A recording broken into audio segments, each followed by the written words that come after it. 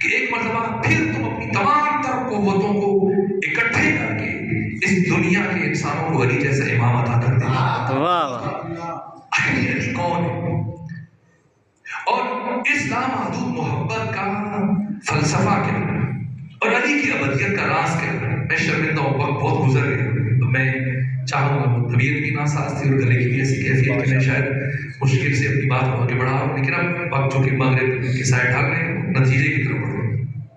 اسی گفتگو کے تسلسل کہ علی کون ہے، اس دوستی کی وجہ کیا ہے، اس دشمنی کا راز کیا ہے، اور جو آپ سے متعلق اتنا کچھ، یعنی کیوں خدا تک پہنچنے کے لیے واحد راستہ علی ابن ابی طالب.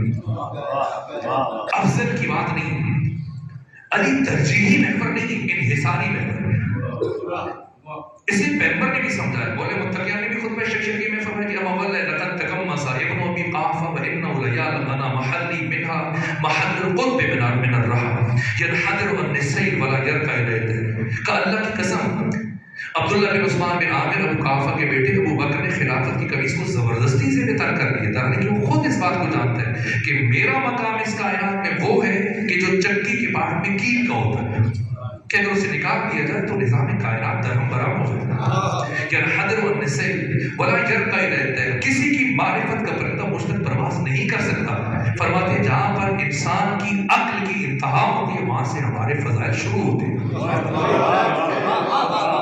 لا يرقى الیہ ينحدر والنسل، تمام تر فضائل کا سرچشمہ اللہ نے میری ساتھ کو قرار دیا. یہ امیر المومنین کیا راز ہے.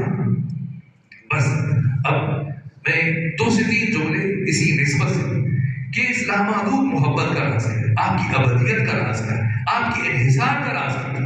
یعنی پیغمبر نے اس انحصار کو عجیب انداز سے بیان کیا. اپنی چھڑی تھی اور جنگ سے پلٹ رہے تھے اور زمین پر بیٹھ کے اور صحابہ دائیں بائیں سے کھڑے بڑے دائرے کی شکل اور آپ لکیریں کھینچ رہے. یہ بھی سمجھانے کا ایک انداز ہے. ظاہر ہے سامنے جو PhD ڈاکٹر نہیں بیٹھے ہوئے تھے کسی یونیورسٹی کے حوزے کے فارغ التحصیل.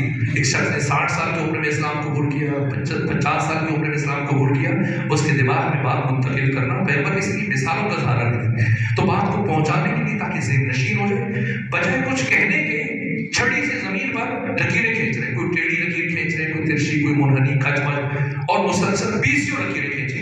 اور صحابہ کرام سراپا سوال بنے کہ پیغمبر کیا کر رہے ہیں، یہاں تک کہ ساری لکیریں کھینچنے کے بعد ان کے بیچ ایک سیدھی لکیر کھینچی. پھر صحابہ کی طرف دیکھا اور فرمایا میرے صحابہ یاد رکھنا ایسا نہیں ہے، ایسا نہیں ہے کہ خدا تک پہنچنے کے کئی راستے ہیں اور ان کئی راستوں میں سے ایک راستہ علی ابن